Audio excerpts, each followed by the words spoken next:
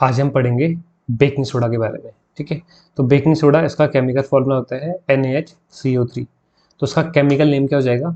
Sodium hydrogen carbonate, या फिर हम हाइड्रोजन को बाई भी कहते हैं तो उसको हम कह सकते हैं sodium by carbonate.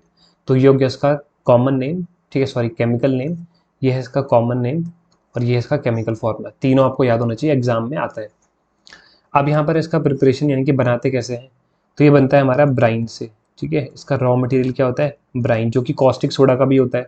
Caustic soda भी ब्राइन से बनता है। ठीक है, तो सबसे पहले यहाँ पर हम ले लेंगे ब्राइन, मतलब कि NaCl प्लस वाटर H2O। ठीक है, इतना ले लेंगे।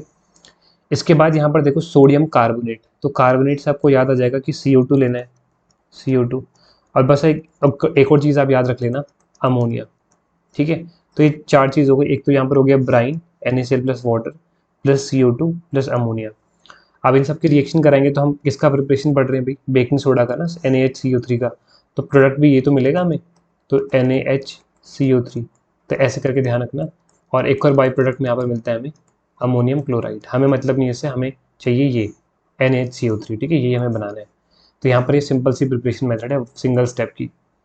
इसके बाद यहाँ पर आते हैं इसके यूजेस। ठीक है, तो इसका पहला यूज़ होता है it is use to make baking powder. इसका यूज़ बेकिंग पाउडर बनाने में करते हैं। बेकिंग पाउडर क्या होता है?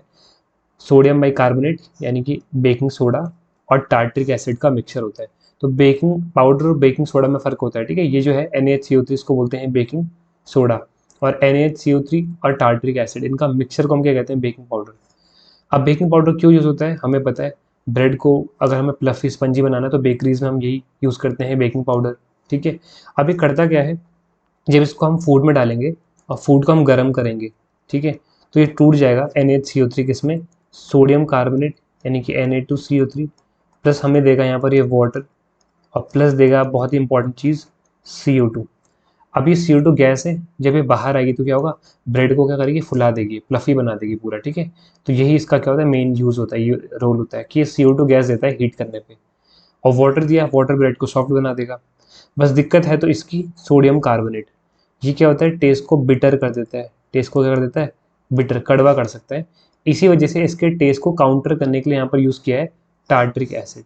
टार्ट्रिक एसिड नेचर में ये एसिड है, ये बिटर कर रहे हैं, मतलब बेस मान लेते हैं।